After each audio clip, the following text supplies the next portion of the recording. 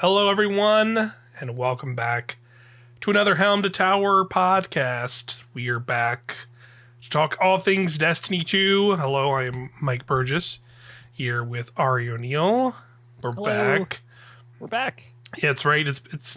We had like a nice little week off once again as Destiny rolls along in its seasonal cadences and all that fun stuff. I meant to get, I think I said in the last episode, I'm just gonna be real. I was like, I'm gonna try and put out some video stuff between episodes. And I turned out, well, it's like not as easy with with life shit that's going on right now to do that. And I also got sick, like I was talking right before we started recording. Toothache all week. It was miserable. So I was literally just not even really doing anything. I was even playing video games or chilling.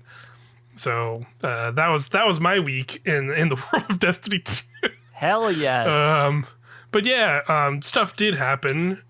Some Destiny happened. There was a season finale, sort of the main story quest for Season of the Witch wrapped up. I did play a little bit of that, so we're definitely. I'm sure you played some as well. Yep. So we'll definitely talk a little about that. And then we've had the TWABs that have happened in the past 2 weeks as well. So we'll kind of recap all that stuff this week. But for now, Auri, have you been playing Destiny? Where are you at in the world of Destiny 2 right now? Feeling it, or kind of also on a sabbatical, as I feel like most people are? Yeah, I'm glad to be in the position with Destiny where I'm like playing. I want to play more than I am versus like playing a lot and like wishing I didn't have to play as much. Sure. Right? Yeah. We'll get into the story later, but obviously logged in to do that. Loved that. Have very thoroughly enjoyed the story for this season as a whole. Mm-hmm. The only other things, like it's Ron is up for the rotation this week. I was actually talking to our friend Nicole earlier today because she was like listening to the podcast, and I was talking about how like the rotators that is like not great right now with Ron, especially. Yeah, just how much stuff is in the rotation. Yeah, a thing I didn't also realize is like the adept weapon, because it's not encounter specific anymore like Vogue did. There is just one up from every encounter every time it comes up for rotation. So if you wanted to get all 6 adept weapons for Root of Nightmares, which again is more of like a bonus, you can craft that's like the super completionist type thing, but, to like try and get all those. It would take what, like 42 weeks, I think is what I saw, because it's like a 7-week rotation. You get one every week, and you have to go through 6 full rotations, which is not great. Talked about our Spoils of Conquest gripes last week. Just another thing on the raid reshuffling that needs to happen. Just the general, like I guess you could say it, to put a blanket term, the raid economy or whatever you want to call it, is like there needs to be some changes to how they do that, because like they're only going to be adding more and more, and like I don't think the rotation stuff is they're gonna keep having rotations into next year. When Final Shape raid comes, so like they need to figure out that stuff for sure. It's a good problem to have, I think, just because it means, the rotator system versus the nothing that existed before that is better for sure. So it's like, okay, we hit the point where like this kind of lived its course, which was like leading into King's Fall. It was like perfect, great, no notes. Now that we're like 3 raids more deep, it's like, okay, we need to either do a double rotation or something. We need to change this. But speaking of like things on rotation and me checking boxes, the last Neomuna weapon is now crafted in my inventory. Slowly but surely, I have all of the finally done. Weapons. What is it? 8 months later, 7 months later, from whatever it is. 8 months, almost 8 months later. It was the hand cannon round robin, last one I got. Obviously, I'll never use that hand cannon. Never gonna craft it either. And it made me realize, because like there's only the 4 of the 7 are craftable, or I guess 5. The first crafted Neomuna weapon I got was the sniper rifle. Also, never going to use that ever in my life. But sniper rifle's getting a buff. We learned about that this week. That's right. We had the TWAB this week gave us a tidbit of the mid-season preview, which will actually probably be out, I think, by the time this episode goes up. Or it'll be pretty close to coming out. It'll be like the next reset that happens right around this episode. A big mid-season patch will happen with a bunch of updates. So yeah, we'll talk about that. That was in there in the TWAB this week that just went by. I don't know if the Halloween event starts next week because the season's over, or it might be later. I mean, it's probably pretty soon because we're in October. Festival Loss is fine. I don't see, considering just how many other games there are right now, I might dabble with it a little bit, but I don't know if I see myself like really getting into it as much this year, to be honest, because it's just, I got plenty of other games and things going on to kind of tide over right now. So just, Destiny's not really been the forefront. I did play some this week as well. I did do a Crota run with the clan this past weekend, which was just getting some of those oversouls and working on the red borders from that. We did Jelly. We did a couple of the challenges as well, and those weren't too bad. I'm trying to remember. We did the bridge encounter challenge, where basically it was like when people are crossing, the bridge can't be fully built. So you basically have to like time it where like, okay, I'm going across, and the person on the middle plate gets off, and then that slowly takes the bridge down to like one or two pieces, and then people jump across, and you get back on, rebuild it, and kind of do it over and over until everybody's across. It wasn't too bad. It was just kind of getting that extra step in the rotation kind of down. Just made it a little longer of an encounter, but it wasn't too bad once we got it down. And then after that, I don't think we did too many of the other challenges. But yeah, we kind of just did all that, and I think I'm at like still like 12 or 13 oversouls, so I'm not near Necrochasm as well. But yeah, again, to be honest, like Necrochasm seems cool. It's again a raid exotic to like kind of check off the list, and I'll get it eventually. But like I've not really been like, oh my god, I gotta get that. I need that right now. It's like been like sort of. It seems like it's like, I think it is just that time of the era where like it was like it's a D1 exotic, so it still has some of that like kind of like not really super compared to some of the exotics of this current Destiny 2 year, and like it doesn't feel like it hits as hard, where it's like, oh yeah, auto rifle that can make things explode. I feel like there's already like multiple of those kind of guns in the game already to an extent. But it's fine. I'll get it eventually. Yeah, it's definitely high on my list. I have a soft spot for rapid fire auto rifles. Yeah.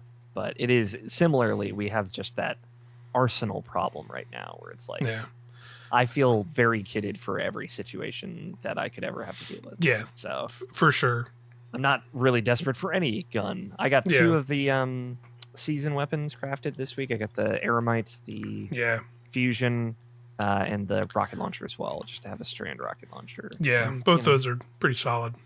Yeah, they're solid. They fit into kind of my guns list better than probably all the other guns from the season. Yeah, minus the Crota guns. Yeah, I pretty much see it right there with you. Like I crafted those two pretty early on, and I think I crafted some other ones, but like just crafted them and then threw them in the vault because it's like, okay, yeah, these are fine, I guess, and then just have. I've used that rocket a decent amount, and used that fusion actually in Crota because it's the controlled burst combo you can do with it is actually pretty good for damage against him. But I have a couple of those weapons crafted in, and I'm pretty kitted out too. So it's like, oh, okay, a couple of those raid weapons still look nice, and I'll probably still try and maybe get a couple of those. I think I'm only one away from the pulse rifle from the raid, so I want to get that. I did. The thing is, I think, let me look up, because like a couple of them were also like I got drops that were like, okay, I'd probably like I'll get a crafted version of this at some point, but now I don't really need one right away for some of these weapons. Like let me look which ones. I pull up Dim here real quick, because I got I like the scout from Crota. Crota. I got one with rewind rounds and hatchlings, so that's I'm good on that. Ooh, yeah, that's good. I got the auto rifle with subsistence sword logic, so good on good on that. I feel like so I just kind of got those drops already, so it's like okay, I'm pretty set. I'm just gonna craft that, and maybe there's I think the machine gun I've heard is pretty decent also from that. Yes, so, I definitely want that machine gun crafted and ready to go. Yeah, that's kind of what I'm gonna work on next after I get the pulse done. But yeah, that's kind of where I've been at. Yeah, let's get into this week. We had the finales of the Season of the Witch story happen. Yep. Basically, we had the last few steps of Eris Morn getting her ties from us to combat Shiva Wrath. We kind of learned what her plan was, what her gambit was, basically. Yeah. So we kind of get the last step here, and there's a really cool cutscene where, funnily enough, I'm remembering now to talking about going into this season, right when we had the conversations of like, man, if Savathun doesn't show up till the end of the season, this is going to kind of be a bummer, right? Turns out she showed up at the end of the season, but I would still say overall they did a pretty good job with the story regardless of that. And now she's being like the fact around also. Like we are getting some of that Savathun is around time if you want to play some of the seasonal activities after the end of the story. Right. Yeah. Because her like some voiceovers in there now. It's pretty cool. Yeah, she's talking to people now. I have not been able to play, similarly, I have not played since Wednesday when I got through the story and stuff. So I haven't been able to see that. I'm excited to, when I do my grinding, to hear some of like Savathun being sassy type shit. Yeah, hearing what she's got to say now. That's pretty cool. Yeah. I will say, like, there was like some minor criticisms of this week. Mainly like Bife put a good video out, and some other folks pointed out of like it was a little weird when you kind of end off the story moment because basically a big cutscene happens. I'm assuming now we're like a week past, so we're in spoiler territory. More likely you probably played this if you're listening, but. We basically get a scene where they resurrect Savathun, and Eris Morn straight up just pulls the moon sword, which who remembers that being a real sword? I saw that. I was like, "Fuck, that's a deep cut." Yeah, right. Yeah. Freaking literally just slashes Savathun's throat right in front of her. So sick. And then just murders her, which then lets her, as a hive, absorb her power. And then she has our ties from all gathered from across the season, and literally all of Savathun's power. So she became, in that moment, Eris became the most powerful hive there's ever been, as they put it in the scene. Mm-hmm. And she somehow, with that power, just literally destroys the connection of Xivu Arass to her throne world. So basically making her immortal, because if the lore heads will know, but for any of it might be confused, like to kill a hive god, they have to be essentially killed in their throne world. That's how we killed Oryx in the Kingsfall raid. We go into his throne world, which is the big ship, or part of the big ship rather, I guess, whatever it is. Well, it's the ship basically. Yeah, it's how we kill Crota. That's where the Oversoul is his throne world. Right. That's and then, how we killed Savathun as well. Yeah, the Witch Queen, is literally like the destination is their throne world. So we go in there and we kill them. But now they've they've made it so she's not connected to her throne world, so she's vulnerable even out there. So we could just kind of roll up on her and murk her, Shiva Wrath, if we wanted to, wherever she is. Right now we don't really know that part. But now she's just vulnerable out there. We haven't really seen like her reaction to like losing her connection, because it just kind of happens, and then we don't really see if what she's thinking about that stuff, or what's going on with that aspect of it, feels or how that feels. Yeah, but that's essentially what happens, and that's kind of that scene. But basically, that cutscene plays out, and then it basically stops and Savathun's like dead corpse on the ground still, and the scene stops, and then it goes to the typical. All right, we're back in the orbit, and then you can go back to the helm, and you go to the helm and like go to the projectors to get the rest of the story, and they just go like, oh, Savathun's around, just being whatever, and it's like, wait, what? So I can see it was a little confusing because when you do that part, you get like a lore tab for each week, like you do. If you go read that lore tab. Like you do. I miss a lady over here always reading the lore tab. Yeah, of course. Yeah, you probably clicked on it right away. But for a lot of people, I'm including myself, I did not go immediately go read that. And that literally that lore tab for the week is like the interim of like right after that moment.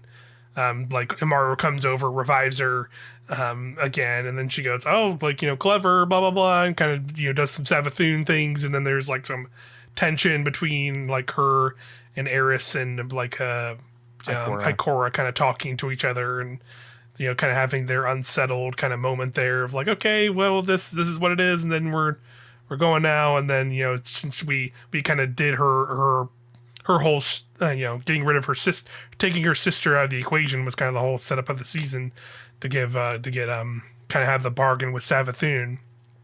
She has given us some kind of information about how to get into the portal. We didn't explicitly learn what that is just yet.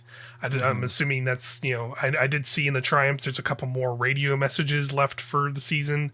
So we might get them through. We might get that through that to set up the next season. Obviously, it's, the next season is going to be us doing whatever that with whatever that information is to get into the portal, or make our way to the portal to get in, or whatever that's going to be. Very curious. Like, my assumption is like it's whatever we're doing is going to send Ikora through the portal first, right? Like we kind of have similar to like leading into Witch Queen, where it's like we know that she's going to get resurrected as a guardian. Sure, will be around. Like we kind of have this point of reference of it seems like Ikora is the first one through, and she makes contact with Cade, and then we follow through after that point. Yeah, and then we come in some point later. Yeah, it's definitely possible that I could see that happening as well. Or like it'd be kind of cool if like she goes in at the start of the season, and then like we kind of like sending us relay messages. Yeah, either sending us messages through the season, or like she goes in and we're just like, oh shit, what happened? We need to get it. We need to figure out how to get in there now, and then you kind of have like a. Like they kind of maybe have like at the end of the season, she kind of is able to like you're able to contact her, but then like it's Kay be like, hey, what's up? Just be like, huh? Yeah, and then leads into Final Shape or something. That'd be cool. It's definitely like building the forces to like the army outside the portal. The assault. Yeah, for sure.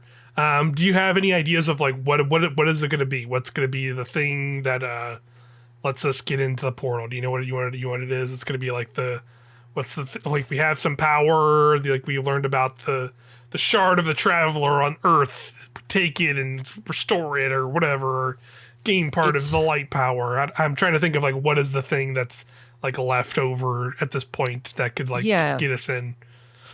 It's funny, right? Like it's coming into this, I was going to be like, hey, everyone, just go read that lore tab, please. I know I say it every week, but like, go check it out. It is funny. Like there's only a couple of lore tabs with like us, the character in it, the Guardian, as we are referred to. Yeah. So it's fun to like see us read us doing stuff. Just because like, I read all the lore tabs of everything. So you get a lot of great flavor on a lot of characters and their mannerisms and things like that. So it's always fun, like when we are interjected into that. Yeah, sure. But Savathun says, like in that tab where she's like, "Hey, you have what you need to get through the portal," and that's kind of like the hint that we're given as the player. Obviously, I do think they'll get a little bit more explicit once it's like time to know for sure. Maybe don't do that anymore, Bungie. Just meeting you, like we just did this with the Veil, like we just did this, and I get it, it's fun. I feel like this is always a thing with like I think it's like I think of like the the not just Destiny, but also like something like a long ongoing thing is Marvel that comes to mind, where like they do this a lot too, where it is like Yes. they're always building to the next thing. So like the core thing you have is always not necessarily the thing that's like giving you Yeah. all the answers. It gives you like a piece, and then you just kind of have to wait for more. Yes. So like, you know, it's kind of just par for the course. Like that, I feel like that happens all the time with Destiny seasons, especially, where you're just like, okay, yeah, I got this thing, and then we're gonna, you know, all right. If I had to I gotta wait. guess, No, we gotta wait like a month, and then we'll see what the stuff is, I guess, for next season. pretty much. I guess I'll check back in after Festival of the Lost. Like just because everything with Savathun and her story, I have a feeling it is like deep sight. It is like using that power, right? Because like Yeah, okay. Yeah. with what we talked about, right? Like that is what Savathun kind of taught us indirectly, right? She manipulated us into learning that to help her remember, and it is channeling the memories and the unseen truth. It's also what Ikora did to channel all the way back to the origins of the Hive and learn that. And knowing Ikora is the first through the portal, right? Her essentially deep sighting the traveler into its past is effectively what I think we have to do to get to the Pale Heart. This all makes sense. Where Savathun's like, I already gave you what you need. Sure. Yeah. Okay. You know, she did. This is a very direct, but I do think there's a great payoff of us kind of like putting two and two together with that and seeing that. And as for like the kind of how everything was handled at the end of the season, I'm obviously very critical of it, or not very, but somewhat critical of it. Definitely was like the first time I was like, okay, we hit the budget wall, you know, which happens every now and again with Destiny and with video games, where it's like, okay, they had the budget to do one of these two scenes, and the other was going to end up as the lore tab. And they chose the better scene, I think, for sure. Yeah. Even if they had just like shown Imar resurrecting Savathun in the background, though, I think that would have helped some folks. But whatever. But yeah, deep sight, I think, is the answer. The power of darkness. The power of darkness. Yeah, I could see that for sure. I'm definitely curious of like, because like I look at all the different factions that we have, and like they're gonna be that are supposedly be like a part of this battle too, and like I think of like, you know, Kydal and like the Cabal, like, and the Elixni and like Mithrax and gosh, what's her name again? Or his daughter? Ido. Like I feel like they've not really had a presence in this moment, when like they were kind of like set up pretty big in like the lead up to Lightfall, and like kind of was in Lightfall and stuff, but like the Ido and Mithrax have not really been around. So I'm wondering how, I'm just curious how, like, if they're going to be involved at this point, or are they just kind of like, you know, I mean, Aramis is also like a huge off to the side thing, and maybe that'll be like one of the episodes next year is like, you know, what they think of all this, and like they're like as like a part of the aftermath of this. I don't know. It's always possible, because maybe it's just kind of, we're at this point where it's like they want to, you know, they want to kind of focus in and kind of, you know, filter it right to like, all right, we're taking the fight to the witness, to the traveler, then nothing else really matters. Like, let's not kind of, you know, have all these multiple plot lines yet until, you know, we have that done. I could see.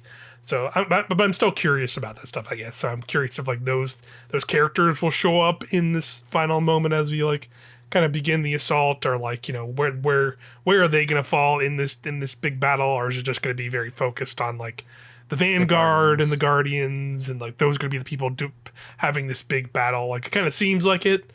I think like boots on the ground, yes, it's going to be the Guardians and the Vanguard. But I think getting into it, like next season is a great, since we haven't like touched base with the Fallen in a minute, it's a great time for Mithrax and Aramis and Ido and stuff, like what's going on there. Like the ship stealer definitely has like an appeal to needing to make a ship to go through this portal, right? Like, sure. Yeah. Totally. I'd love if Aramis showed up like one last time, made the sacrificial play, or did something for redemption. Like something like they have a thing, but then it turns out like these other characters are involved with it. Of like, I'm just curious about that, I guess. Like that's, I guess like not necessarily like what, because at the end of the day we know the thing is like we're going to the portal, we're going through the portal, whatever it is we're doing to it, that's like it's fine. I'm just curious of like how these, like we have all these other characters, and like there was so much talk about from going right before Lightfall of like this is supposed to be this Avengers whatever moment. Maybe they maybe I'm thinking about that two like 1-to-1, and it's not going to be as 1-to-1. But it's just the idea of like having the whole band together, like they've set up these characters to be allies, and like are they not going to be, how much are they going to be involved in this moment for us, if at all. So I'm curious if that'll be what the season is about, of where they, so like even if it is a thing that ultimately just is like, hey, they're helping us get into the portal, and then we're in the portal thanks to them, and that's why, but they're still all outside of the portal for whatever reason, maybe because they don't have the light, and maybe we need the light to be able to get in the first place, or something weird like that, or who knows. I mean, Mike, they're just going to be in the lore tab after the cutscene. Mithrax watched idly from the helm as you flew into the tower. Horror, as you flew through the portal. Yeah, Kydal angrily grabbed her hammer and smashed, as she couldn't go with them to help. Oh no! No, yeah, totally. I do think the dark timeline. We'll get a moment with Kydal and Mithrax for sure. I don't know to what extent that will be. Yeah. I also think that they will be core characters in the future stories of Destiny. So. Yeah, because I feel like just like with this ending here, the finale of the season, this feels like it was very intentionally, that idea of like, how is Xivu Arath going to be involved in the final shape? I don't think she is. I feel like this is just going to be, this was kind of like them untethering her, making her mortal is going to, I think, just kind of shelving her to post final shape in one of the episodes.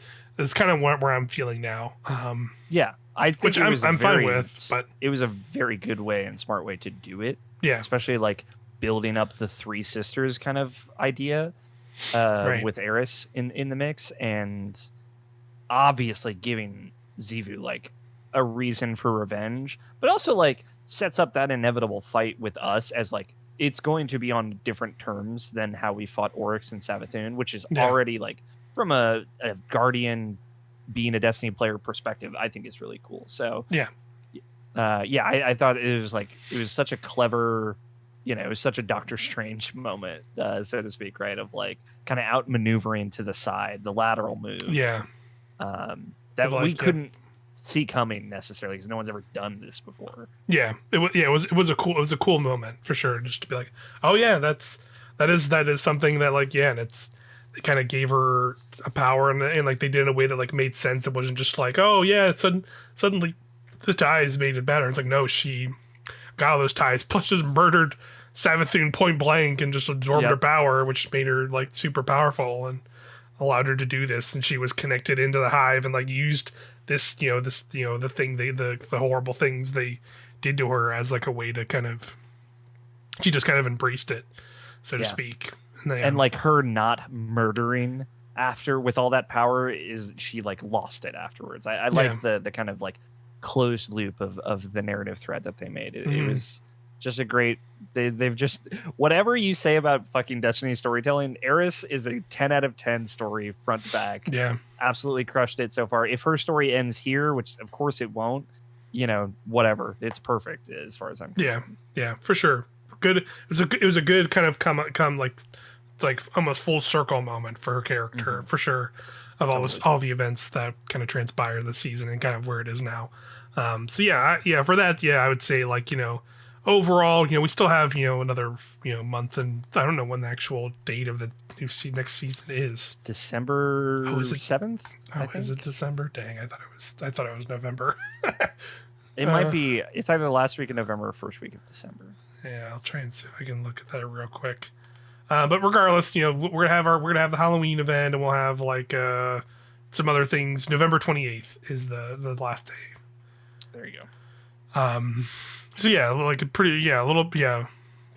little over a month and change, few weeks. But we'll have a Halloween event, and then some other things. Like I'll probably start trying to get the GMs knocked out here soon. But overall, like I think we can kind of give our in review of the season. Of like overall, I personally thought the season was pretty good. Definitely probably the best of this year. I would say like deep had its deep I think was overall fine, but like I think there was just the other general kind of lingering sentiment of Destiny that came from Lightfall and stuff still kind of overshadowing it, where I feel like this was kind of like it's sort of a turning point for that kind of general talk. But even just in general, like the Destiny playing was like Crota was really fun raid. Seasonal activities I liked a lot. I liked even the thing that came later, the Imbaru engine. I haven't done the second one of that. I did that earlier this week, and that was pretty cool actually. It's like an extra. It's still like an extra like puzzly thing that's interesting and a little different from the first thing you do, which is like the chests or whatever. But yeah, that was cool. I still need to track down cards and stuff. I might honestly just like look at a guide. I might come back to that later. That's what I did most of this week, honestly. Yeah, I've like I think I'm missing I think I'm just missing all like the minor ones. I think I have like all the major ones done, but I need to go find all like because I think some of them are just like random drops or something like that. So you just have to find you get some by resetting your rank and stuff as well. Okay. Getting the max rank. So yeah, I'll have to do that. I have to figure those out. But yeah, good season. Overall good story. Liked it pretty much everything, really. Yeah, I am similar. I really liked the story. I liked last season as well. Obviously, in the thick of the fatigue, it's funny. Like now that it's gone, I definitely miss my lore time at the Veil Containment, right? But I agree that it's not like a great thing. I just liked having that excuse to check in and getting a little bit more story every week. Yeah. But generally, like the activities this season are great. I like that I can kind of do Savathun Spire and just not really have to think about Altars of Summoning, right? Yep. Like that is, you can get more loot there, and that's like a fun, just sit in it and do it over and over again. Sometimes have to deal with not super fun people, but I like that you could kind of do one or the other. Obviously, you need to do what you need for the story at any given moment, but like I'm like in the mood to do like 2 summoning things and just get that done, be done.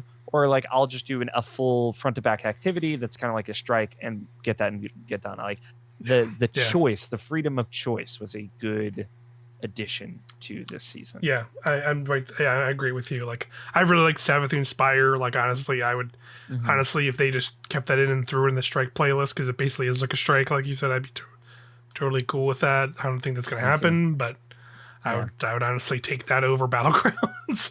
But overall, yeah, I like the activities.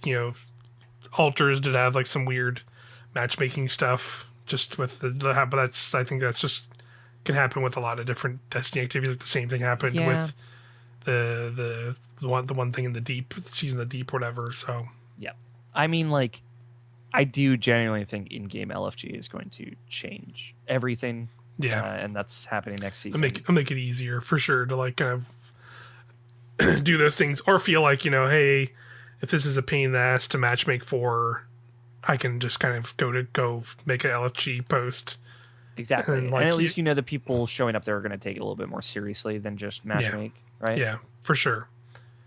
That's all. That's all you need. That's what I like. Yep. I do it every week with a bunch of stuff like the master or higher difficulty Neomuna mission. I'll just make an LFG of like, no Mike, Neomuna, let's run, get the score and be done.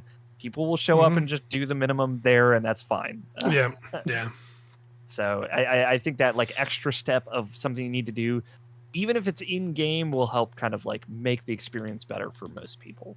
Yeah, I agree for sure. I think I'm definitely hopeful that'll overall improve like that kind of stuff. Those kind of weird like one-off activities that are just like, all right, do a legend Savathun Spire or whatever. And it's like, I haven't even done that this season. I don't even know if I really need to, but it's there. Not bad at all. Yeah. Like they're generally fine, but it's like, having that extra, just like it's in game. I can just like do it all in game and not have to like, set up stuff in a different thing. Yeah. also is like another like much simpler barrier to kind of overcome. So yeah, definitely curious how that's going to change up the game for sure. Speaking of changing up the game, we got some details on some stuff in both the TWABs we've had since the last episode. I'd say this mid-season one's a little bit more, so we'll keep that when I can just this thing here I'll go over is pretty quick anyway. Yes. Because we're Good getting news, this is interesting for sure. This is from the September 28th TWAB. That was they talked about some general like rewards and some checkmate updates, but the big thing was they talked about next season.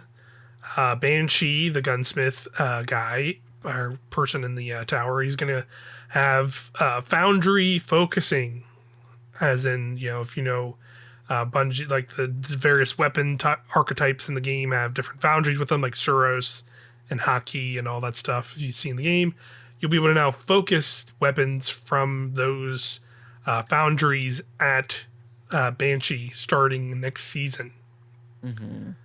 And generally, most of these guns are world drops, which is why like this is a good thing. Yeah. Some of them obviously are not, and like you can direct focus like weird specific things on this list, but this is just like, hey, another thing to like get more specific with your loot, which is good. Yeah. If you do find stuff that you like in these weapon pools, which there is some decent stuff, like having more direct pass than just like hoping you just get a completely random world drop after hours.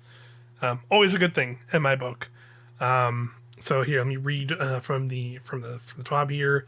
What weapons will be available for focusing here? This is starting next season, so season 23. So basically, he will have all of the weapons released from season 16 up to season 19. Which means that these weapons are at least 4 season releases old, i.e. 1 year. These weapons will no longer be obtainable from legendary engram world drops. Instead, will only be available from gunsmith engrams and focusing.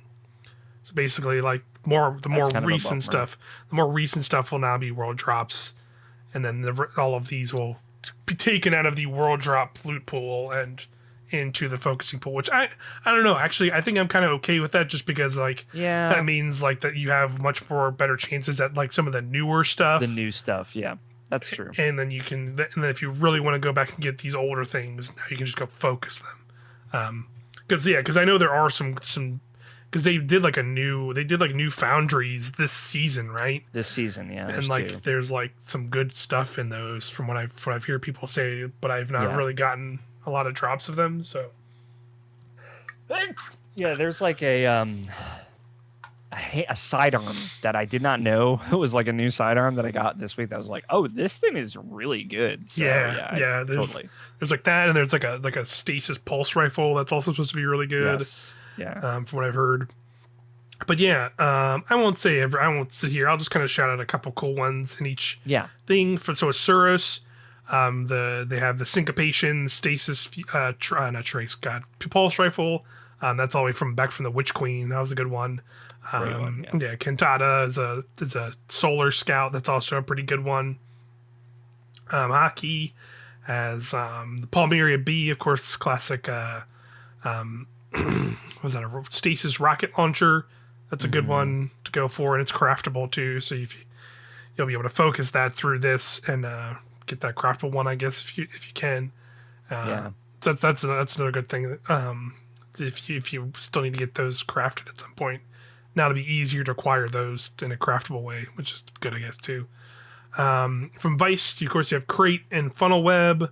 Those were definitely very popular, and I think still generally used. Still great, yeah. Yeah, and then of course I'll never forget the Taipan as well. Once one of the best DPS weapons of the game, not so much anymore, but still pretty good. And then of course Amalon, you have the Amit, aka the shotgun, everybody's favorite shotgun auto rifle from a few weeks ago. Pretty good. The Snorri is like a Void Fusion, that's pretty good as well. So yeah, tons of stuff. And then they say here in season 24, which I believe that is the start of. Wait, that's the final shape. Yep. Yeah. Okay. It's weird they're calling it season 24, even though it's technically Yeah, I guess episode changing. 1. It'll be changing to episode 1 or whatever. I don't know how they'll call That it is that. a really good question. How are they going to like just distinguish that? Unless they still call them seasons, they just like don't. That might be. They'll call That'd them be fine. but they just call it like they just call them Year seasons 7. or whatever. Year 7, just start calling it that. Yeah. Year 7, episode 1. Yeah, whatever they're gonna call it. Yeah. Fair enough. But yeah, with that they're gonna have the season 20 weapons for existing foundries, as well as adding a new category for field forged weapons. Field forged With no explanation as to what that means. Are those like a new? Is that a new? Is that one of the new foundries? Is that like the field tested foundry? Yeah, that might be a foundry from one of these. Let me look. What is it called? Field forged. Field forged. Yeah, because I feel like that's probably like. There's weird. Okay, there's some. I googled it. Destiny 2 Field Forged. Apparently, there was something called Hawthorne's Field Forged Shotgun at some point in the game. When is this even? That was from Season of the Dawn. Is that what that one is? Woo! Field Forged. Okay, here. So what, season 6? Here we go. It says Field Forged is a foundry. It was originally associated with Devrams, Hawthorne, and the European Dead Zone survivors. Yeah. This is like the field tested origin purchase. Yeah. So these are these ones because I can see there's like. It's like so what does this have? It has like servant leader and like Isn't it like Nine Hunger's Gambit? Never mind. No, Nine Hunger's Gambit. I mean there are some Gambit things in here. Borrowed Time is in here. Empty Vessel, the solar grenade launcher that's from Strikes. Yeah, I'm trying to think like that Strand 600 auto rifle is like a recent gun that they added. I think it was last season. Yeah, that's one of those. Maybe that's one of those. Just looking through because there's some that are like older than that. So maybe they're going to be doing some of these because there's like a bunch of older like there's like Allied Demand, which is a sidearm from Iron Banner, was I guess considered this foundry, but has not been like in the game since they made that foundry perk. Yeah. So it seems like there's some of that too. So maybe we'll see more of these guns return.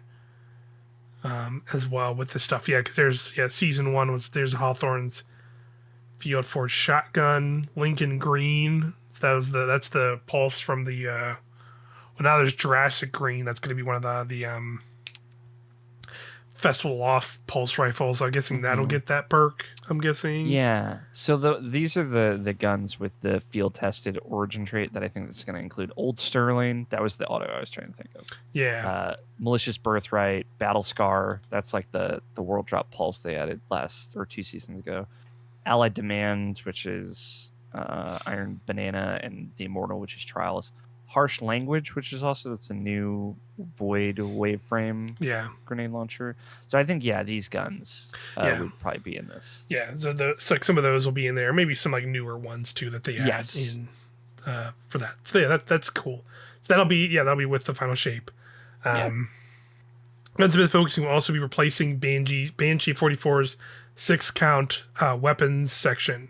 So I have Banshee. If you go to Banshee now, he has like a random selection of weapons that have like a random rolls on it that kind of occasionally change. I think it's like some of it.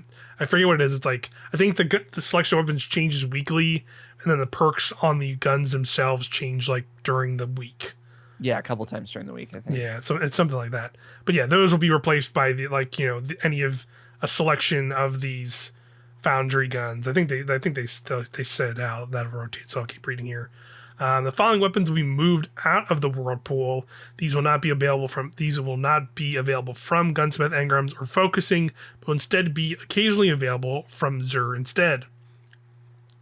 Contingency Plan, Legal Action 2, The Number, Memory Interdict, Pallades, Decide, the Vision, Stochastic Variable. Yeah, like these are like the old world drop guns. Yeah, these are like some old, much older world drop guns that I honestly know some names of, but honestly, like half of them, I'm like, okay, I kind of never remember these, and the other ones, I'm like, I have no idea. But yeah, that's fine. They'll be gone. You can like if you want to like kind of.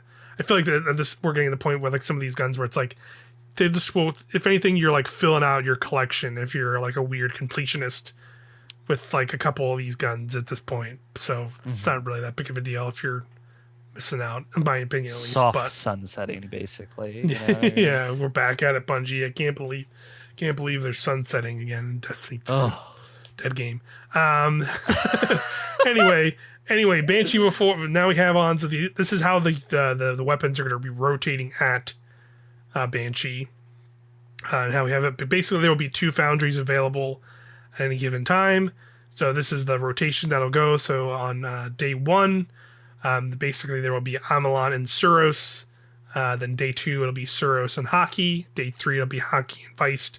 Day 4 will be Feist and Amalon. So basically, there will always be 2 weapons from each of those foundries at Banshee at any given time. You have a couple days in a row to get any one particular gun. Yeah, this is fine. Yeah, totally fine. And then there's all that stuff, and then they will cost 3 gunsmith engrams because there will be gunsmith engrams now, and 5,000 glimmer. I don't know about. I'm gonna be real. I don't know about this whole like spending multiple engrams to get a single gun. Yeah, dude, I don't like it at all. They're getting a little too much with these. I appreciate like here they say basically where are you getting gunsmith engrams? And it's like ranking up gunsmith, lost sectors, which includes legend and master, and free roam chests. It's like a 25 1 in 5 free roam chest. That's good. Let's just drop it to 1 engram per focus. You know what I mean? Like, considering, there's a lot of other things that I think we're going up to like multiple engram costs. It's like, I don't know about this, y'all. Like, I don't think this needs to be. It's just not necessary. Yeah, it just doesn't seem that necessary. Yeah, but yeah, that's largely it. Overall, I'm fine. I'm fine with having more direct focused ways to get this loot if you really want it. At the end of the day, like I feel like it's not really, I think this is a better solution to it than like just removing the stuff entirely. Like here's a directed way to get this. If you want to, you can just, run lost sectors and do whatever you want to do to get gunsmith engrams and take the gunsmith engrams to these to get some of those weapons if you want them. Yeah, but at this point, like for a lot of us, like these don't really matter anymore. Like I have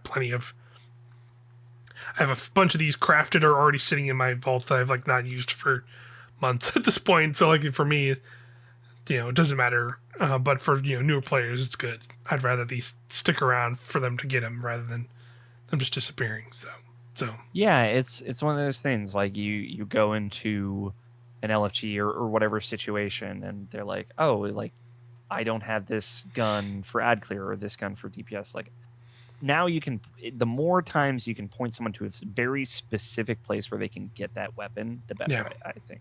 Yeah. And especially for like world drop guns like this, like just putting them in these kind of bigger pools to take a look at if you're in the mood for a couple of focus things, that's totally fine with me. Yeah, agreed. I think it's good change overall. So that'll be at the start of next season. We'll get some Foundry focusing in. But let's move on here to this past week's TWAB. This was the October 5th TWAB, which they talked about some updates to exotic focusing, and then we also got a mid-season update. This is all dropping. Okay, it says this will be coming October 17th. So that's when I think the mid-season update is. Yeah, I think so, yeah.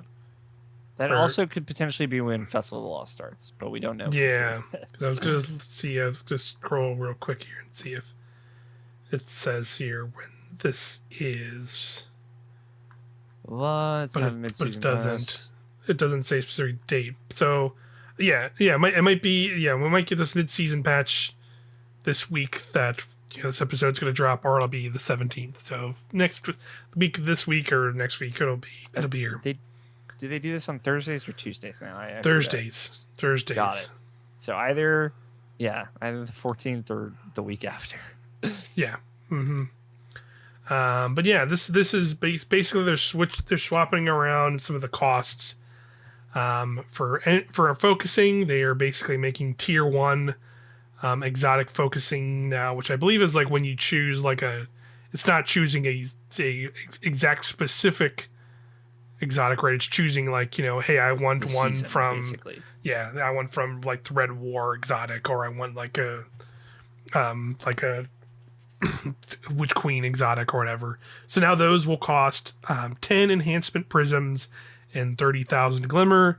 They basically just said like, yeah, you really don't spend a lot of prisms on anything, and I mean they're right. You don't really use them a lot, and I've two things you can spend them on. Now there's a third. So there you go. That'll make that a lot easier to get those.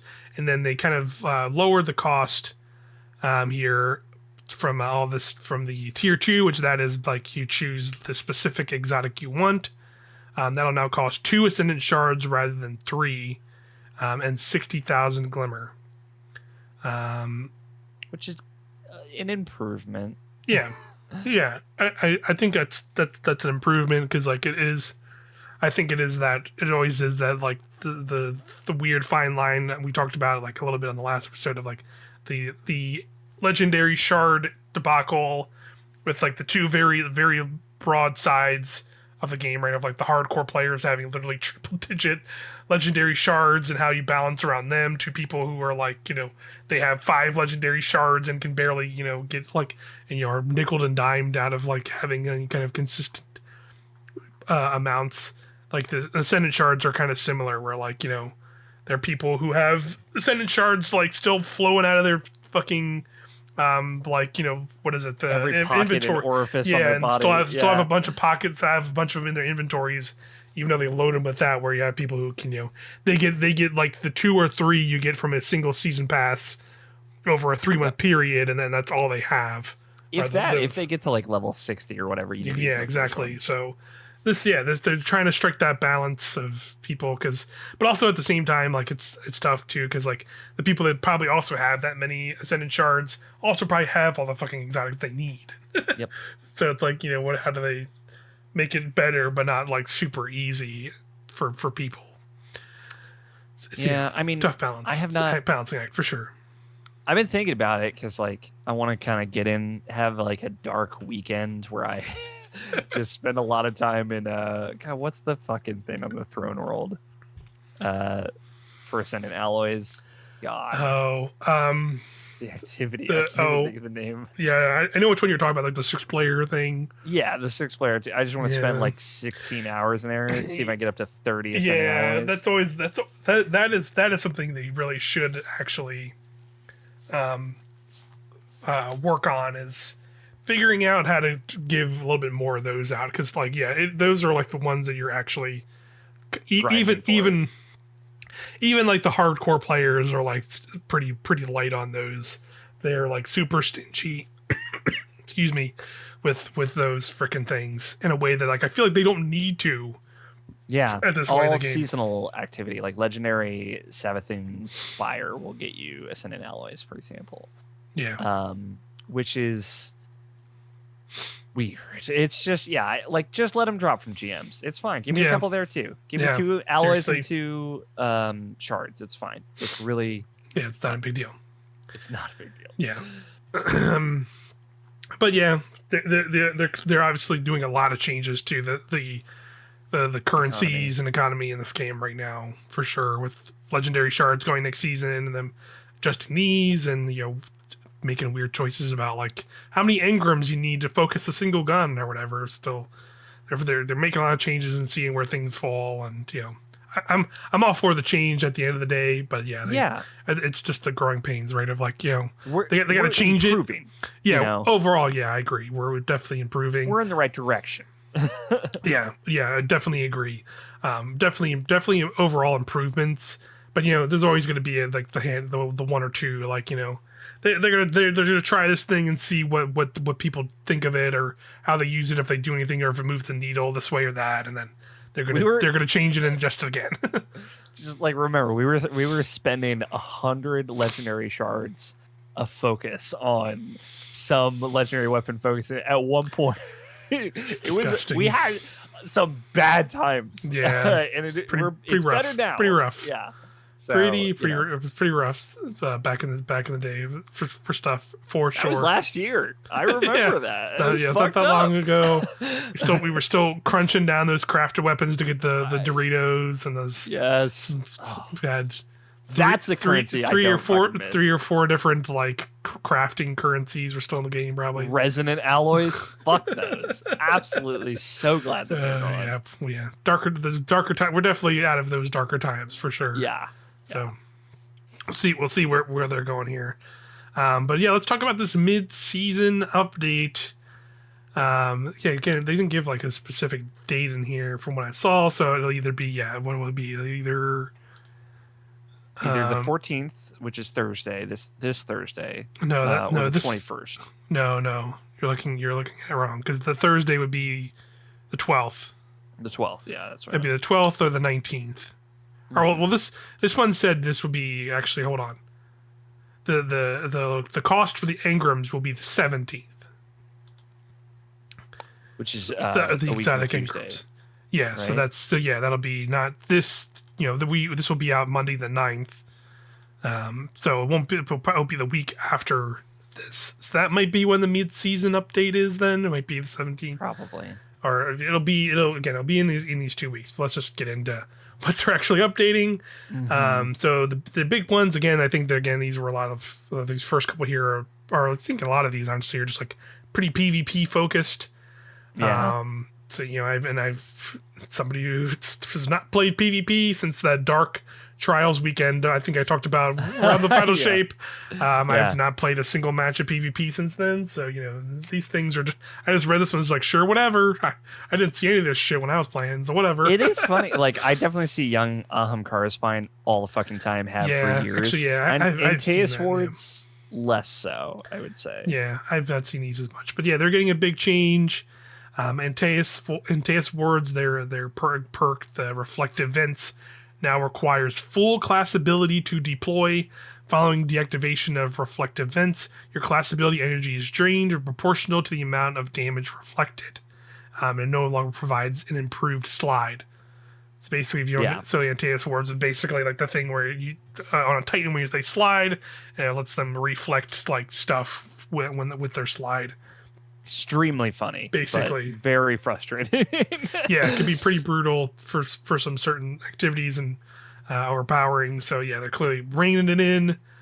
It says it also apparently it was stacking with the Juggernaut arc aspect with the shield, so that was like an extra layer on it. Yep.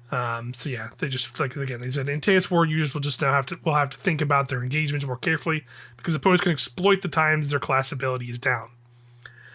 So basically just trying to have more ways to play other players to play against it and around it. So there's that. Next up, again we have young Hamkara Spine. It's a hunter. That's the hunter. That's like the exotic with like the mines, right? That's like that one. Yeah, it's the trip mine exotic. They get like improved trip mines or whatever. Yep. They're bringing that down a little bit here. It says reduce trip mine grenade bonus health from 100 to 70 and removed the bonus 50% damage resist. Dang. Yeah, that's the part that fucking sucks. Yeah, because it's like it makes them impossible to like destroy. Basically, yeah, I've definitely been caught shooting one of those around a corner, and somebody just comes up and shotguns me. Yeah, I hate it so much. Yeah. And then the other change is grenade energy is now provided on ability kills instead of damage with abilities. Okay, so now they have to like actually get a kill with the grenade or with like a melee, like a powered melee or something to even. Yeah, the thing is like this get that this will still allow the trip mine to basically kill for sure, but at least you can break it more easily, and they don't get as much energy from it killing you. Where like get a tick for every bit of damage it did to you, and you basically just get it back. Now it's going to be a set amount. People are very upset about this, of course. Yeah, but whatever. Yeah, it's so annoying. This is like probably this and Jotun are like my two least favorite things. You have to go against it. That's funny. But yeah, those are the two big exotics they called out. Now we get into weapon archetypes. I'll go kind of a little bit more quickly through these because these again are like very PvP. Like they get into like rapid fire auto rifles are getting their ADS damage fall off scaler from like 0.1 .17 to .16. They're like very specific things that I think a lot of people are like, they're going to be like, whatever. But they're ultimately just kind of adjusting things on auto rifles a little bit. They're adjusting SMGs a little bit. They increase their recoil, some of the recoil by 10%. And then they're doing reduce the mouse and keyboard stability bonus from 20 to 10%. So basically just making SMGs a little bit less easy to handle, specifically on like mouse and keyboard and stuff as well. Mm-hmm. Let's see what else we have here. They have like a long thing here about auto rifles or pulse rifles, but let me just read this because it doesn't say. Oh no, here it is. They're increased damage fall off range at 0 stat by 1 meter, and then aggressive pulse rifles are getting the increased aim down sight damage fall off scalar to 1.8. Okay. Help them push further in their ranges, basically. Yeah, so they're giving them like a little bit of a better. Okay, so they're getting like slightly better kind of range when you aim down sights. Let's see what else we have here. Fusion rifles are reduce the minimum damage that fusion rifles can deal after damage fall off from 50 to 45%. So like not a big change, but again, a lot of stuff. A lot of sniper rifle changes here. They're decreasing the airborne accuracy penalty by 20%. Aggressive sniper rifles decrease body shot damage from 157.5 to 135. So basically, it seems like they're kind of like they reducing the airborne penalty, but they're kind of reducing a lot of the other things to kind of compensate. Yeah. Overall, so you have to be more precise still. Yeah. Okay. So yeah, again, a lot of these stuff is like very PvP focused.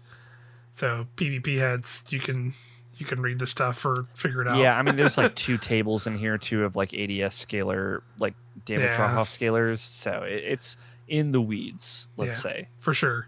The last thing I'll read these last 2 bits here because they're changing 2 perks. Perfect Float is getting its increased base duration from 6 to 10 seconds and increase the extended duration from 7 to 12 seconds. Basically, it'll last longer. I'm going to be honest, I don't even remember what Perfect Float does. I'm sure it's airborne. Perfect Float is frenzy, but with airborne effectiveness. So the longer you're in combat, once it triggers, you'll get 10 seconds of increased airborne effectiveness. That's definitely makes it better. Yeah. Versus 6 seconds is pretty rough. This was like, this would activate frenzy early, basically, and people thought that was kind of like intentional, and then they fixed that. So I feel like that was the only place that Perfect Float lived in was the Perfect Frenzy kind of vibe. And yeah. I don't know if this will fix it. We'll see. Yeah. Who knows? I even with those changes, to be honest, like this seems like such a specific thing that I don't think I'll ever care about this perk. But that's just me. Kickstart is also getting changed. That is getting its damage bonus reduced from 20 to 15%. So a little losing a little bit of damage on that Kickstart bonus that it has. I've never liked Kickstart, so I truly don't care. Yeah, that's another one that I'm like, I don't know if I use that too much. It seems like, again, one of a PvP focused kind of perk in general, so does not move the needle for me anyway. Yep. But other than that, those are going to be some of the changes coming in mid-season, so in the next 2 weeks or so. But they did say a couple more changes coming in season 23. They say they'll have a host of PvE tuning changes. That's more my interest there. So the ones they outlined here are increased base PvE damage for glaive projectiles and sniper rifles. Glaive gang, rise up next season, baby. Increased damage against minor combatants for pulse rifles and auto rifles. Okay, I'm digging that as well. Greatly increased. I'd love to see some orange bar buffs, y'all. Please. Yeah, that would be nice as well. Greatly increased damage against champions for Revision 0 and Vex Mythoclast. Interesting. Okay, Revision 0 that would be really good because it already has the. It's got Vorpal on it. It's got Vorpal and it has anti-barrier intrinsically, right? Or no? No, it's not intrinsic. Oh, okay. Well, never mind.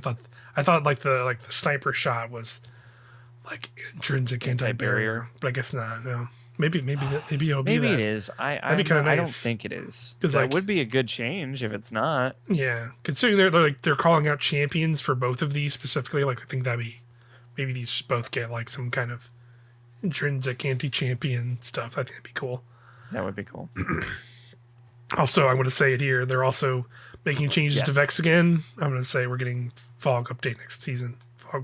Crafted Fog weapons is where I'm going. For sure.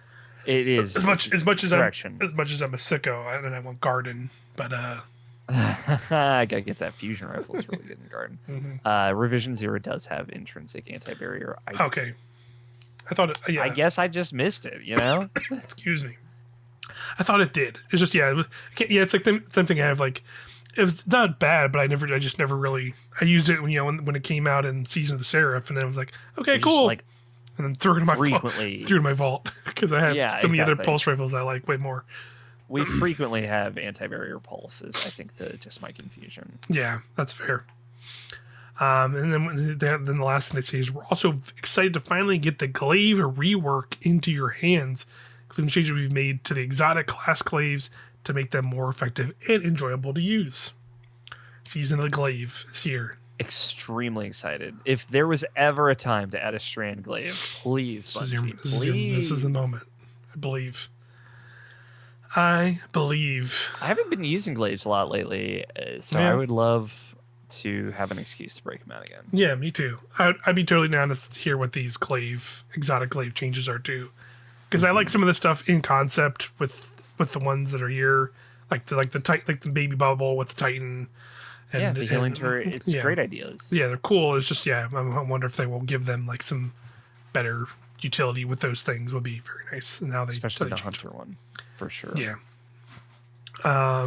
That's largely it for all the Destiny news this week. To both TWABs had some fun stuff to look forward to, and I'm always excited about an auto rifle buff. Auto rifle buff is good. Pulse buff also good. I'm here for that. So be a good time. It's just we're at that point where like the vibe is bring an exotic primary.